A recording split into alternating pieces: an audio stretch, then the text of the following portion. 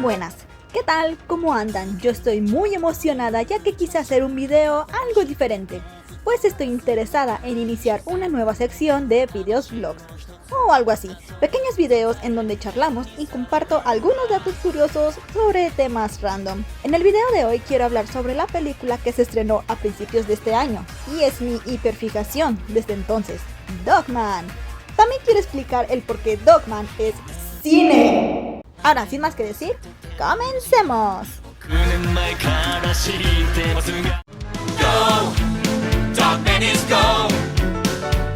Antes de hablar de la película, me gustaría hablarles primero de sus orígenes. Dogman es una serie de novelas gráficas infantiles estadounidenses del autor e ilustrador David Murray Pilkey Jr., mejor conocido como Dav Pilkey. El primer libro fue publicado en el 2016.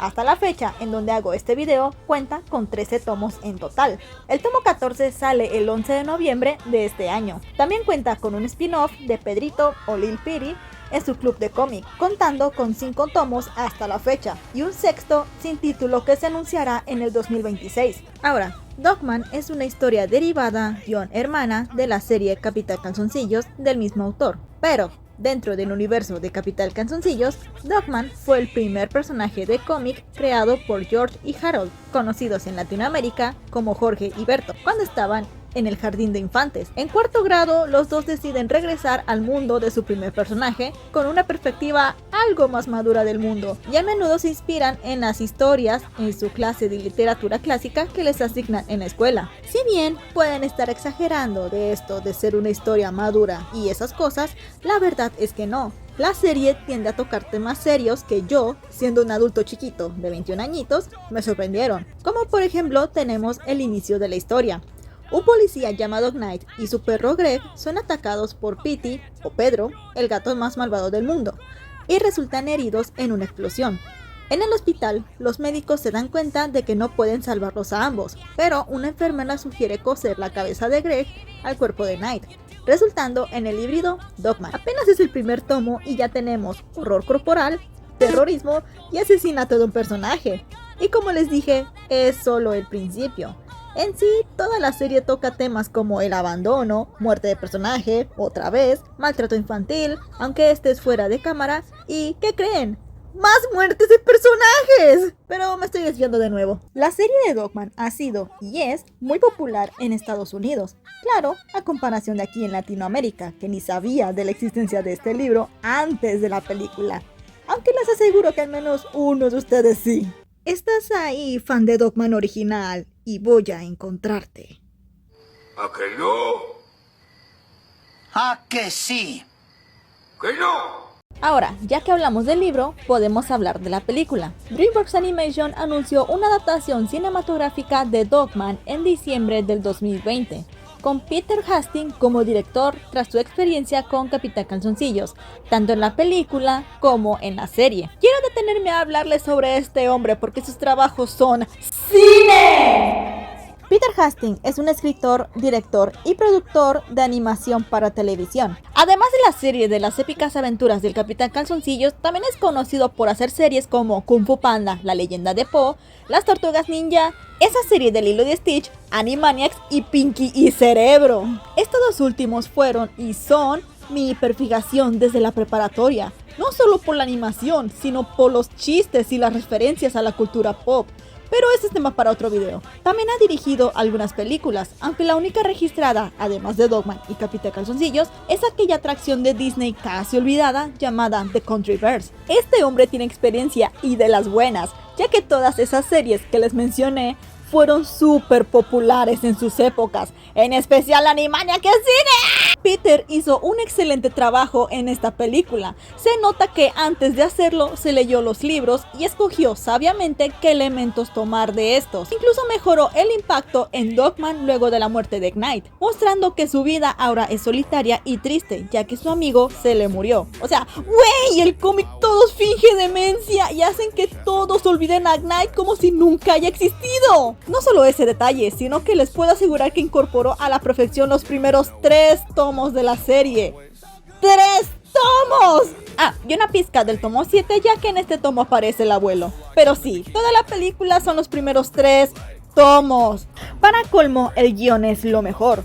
El humor que Peter maneja es comedia pura, ya que, abro paréntesis, les contaré mi experiencia en el cine la primera vez que la vi. Ese día fuimos mi papá, mi hermana mayor y yo. Recuerdo que la sala estaba vacía, ya que si recordamos bien, Dogman no tuvo mucha publicidad. De hecho, pasó desapercibido. Su única publicidad fue aquel meme de las aventuras de Dogman 30 de enero solo en cines. ¡Qué suerte! Un cine casi vacío con muchos asientos a elegir. Entonces, dentro de la sala solo habían como 2 o 3 familias aparte de nosotros, obviamente con niños pequeños. Solo tendré que decir que jamás me había reído tanto en mi vida, o al menos que yo recuerde. Mi hermana y yo nos reíamos a cada rato, no solo por las situaciones, sino también por los diálogos. Cabe resaltar que sí, me la vi en inglés, y debo decirle que los diálogos también son graciosos. Pero en el caso de Latinoamérica, Moisés Iván hizo un excelente trabajo en dirigir el doblaje.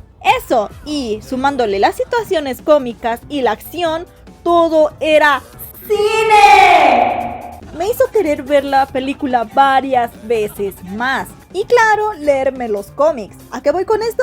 Peter Hastings se la rifó, tanto en la dirección como en los diálogos. Como dato curioso, ¿sabían que originalmente Dogman iba a ser una película stop motion?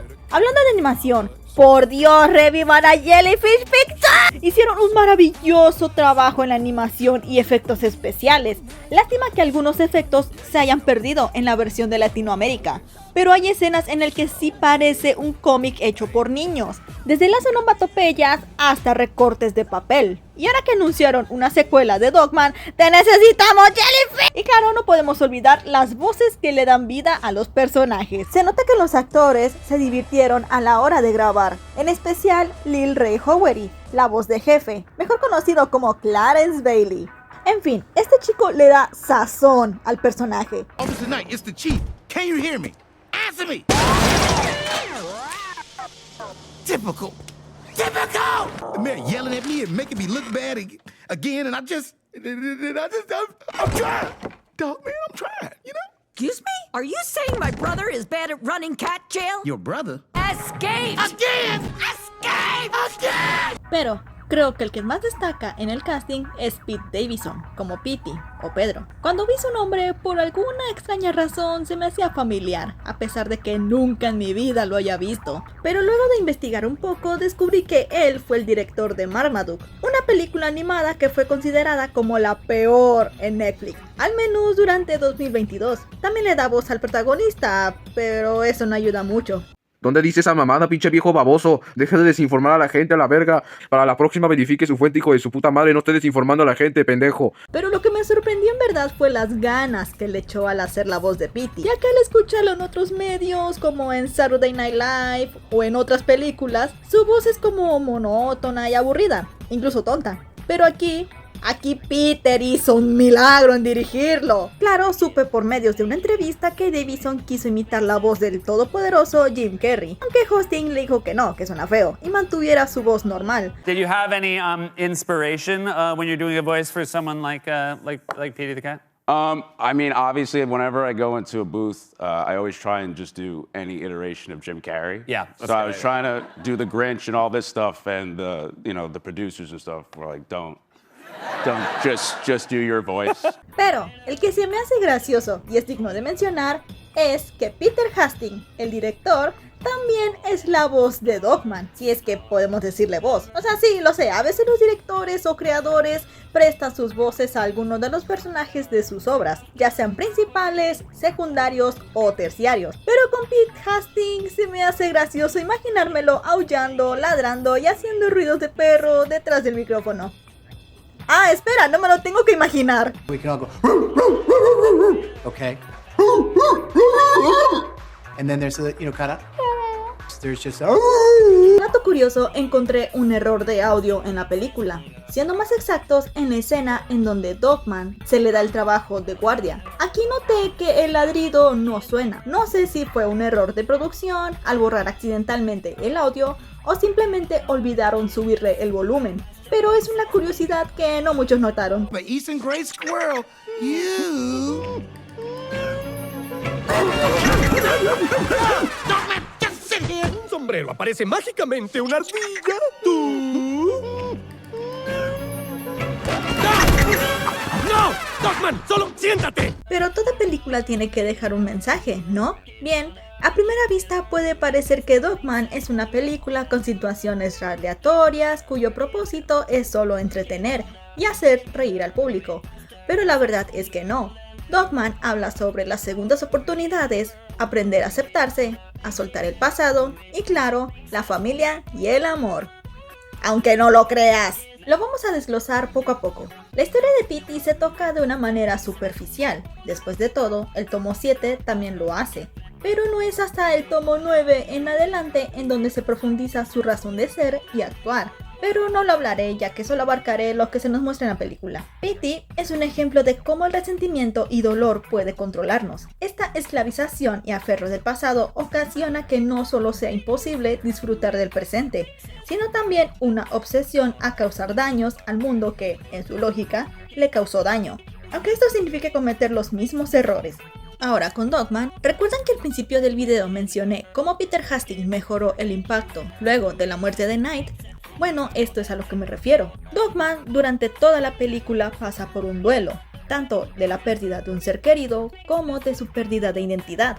En las escenas en donde Dogman está solo en su hogar, tanto en su nueva casa como en la antigua, se muestra triste. El hogar vacío le recuerda constantemente sobre lo que ha perdido. De hecho, un detalle que amé es que Dogman suele aferrarse a su pelota de tenis. Esto se puede interpretar como una manera de seguir aferrado a lo que era. Como podemos ver, Dogman y Petey comparten una historia similar. Ambos perdieron algo importante de sus vidas, pero cada uno lo afronta de manera diferente. Uno busca destruir y el otro ayudar. Ahora, sobre el tema de las segundas oportunidades, aprender a aceptarse, soltar el pasado, la familia y el amor, llega cuando aparece Lil Petey.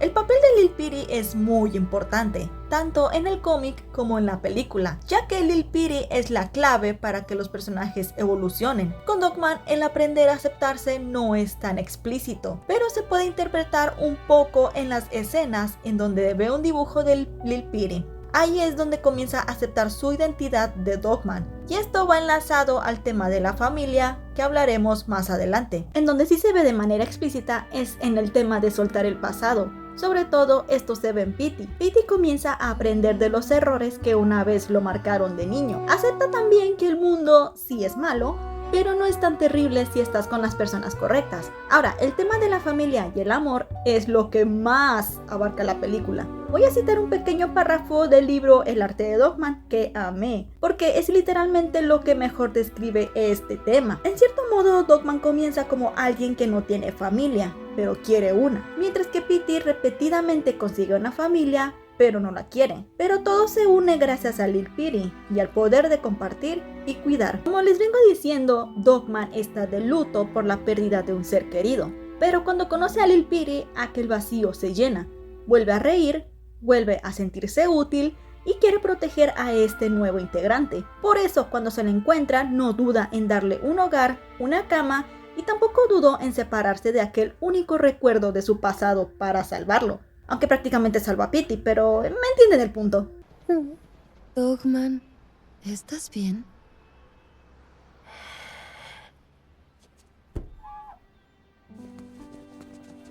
Arriba, tenemos que seguir.